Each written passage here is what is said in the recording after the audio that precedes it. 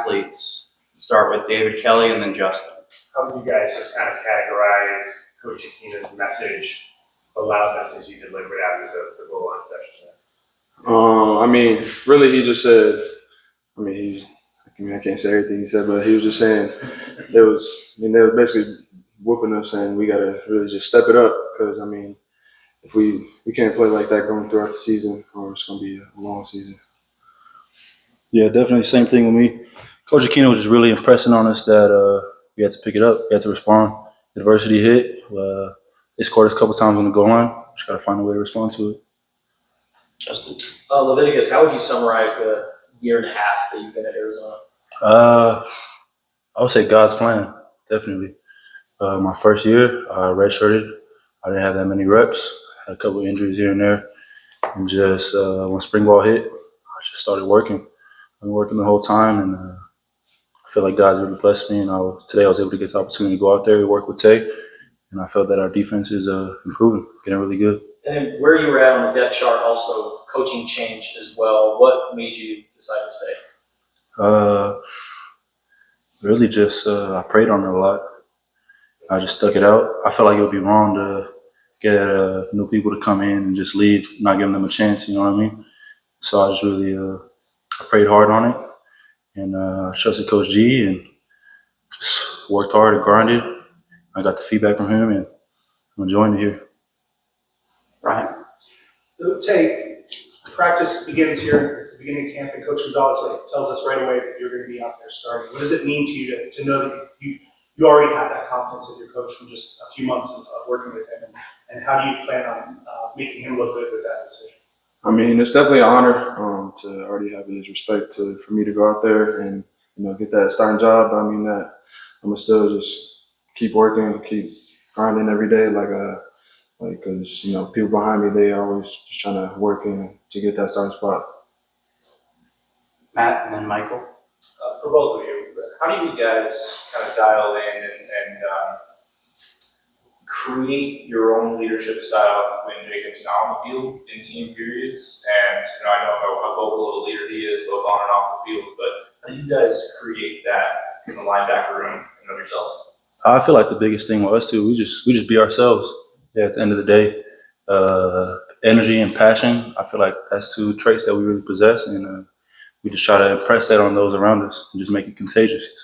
If one guy has energy and another guy gets it, then we all got energy. You know what I mean? Michael.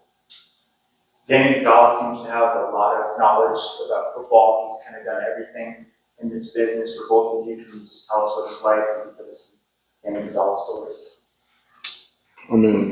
He's definitely a knowledgeable coach.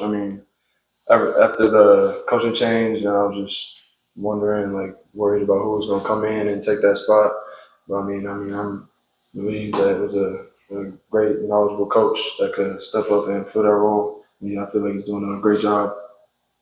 Yeah, I definitely agree.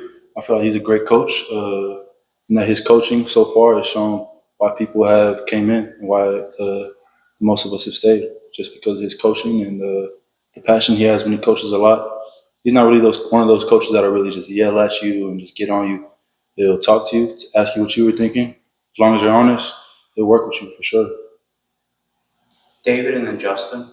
Guys, this new defensive line philosophy of pressing up the field, playing the run on the way to the quarterback, what's that going to allow the linebackers to do this season that maybe we didn't see in the past? I feel like it'll allow the linebackers to play more free, play more downhill for sure, play more fast, just go out there, have fun. Yeah, biggest thing for me with that, once they get vertical, it causes the running back to kind of stutter a little bit. Everything's not free. Everyone's not at the line of scrimmage. They're resetting the line of scrimmage. And so when that happens, running back will bounce or cut back, and that's when we use our speed to hawk them down. Justin, a question for both. I'm assuming neither of you have dealt with the coach-to-player communication in your helmet. No.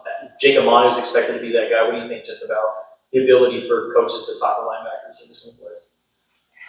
I feel like it'll definitely be great, especially for loud packed games. We got 10, 50,000 fans out there. It'll definitely be helpful to just have the coach in your headset giving you tips. Just keep you locked in during the game. Yeah, definitely. It's just crazy to think about that. Just another set of eyes. The eye in the sky is really help you rethink your keys, seeing little traits and tendencies. And how's it been with the tablets in practice? Watching film, doing all that. Yeah, I mean it's been great seeing him come off the field. So you like don't know like what went wrong. You can look at the tablet, see like what specifically went wrong, and then you can fix it and go out there and execute it next time. Yeah, definitely. Biggest thing is just corrections and just like the eye in the sky, it doesn't lie. So whatever you're seeing on the film, you gotta correct it, get it right. Brian? Leviticus, if in situations where you maybe aren't getting the reps on defense, but having the opportunity on special teams, how do you make the most of those opportunities and can maybe parlay that into more time on defense? Really just going all out. Yeah, that's the bottom line. Just going all out. Knowing my role on the team. We had Chris Peterson come in, great head football coach in college football. He came in. That was a big thing I took away from his talk was that just knowing your role and that just always be ready. That was the biggest thing. Tonight, opportunity presented itself and I went out there. I made some mistakes, definitely, but I felt like I was going full speed the whole time. David and then Matt. Just to kind of follow on the thing with the tablets, I don't know if you guys, when we were in high school, I know some schools were using tablets.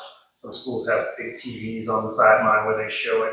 Is it similar to that, or is it more advanced at this level? I mean, I feel like it's kind of similar. I mean, I went to high school. They had like a TV where we came off and we just saw like after every series and you saw like what we did wrong or like where we messed up at. So I feel like it's pretty similar. So like it's nothing like too new for me. I feel like.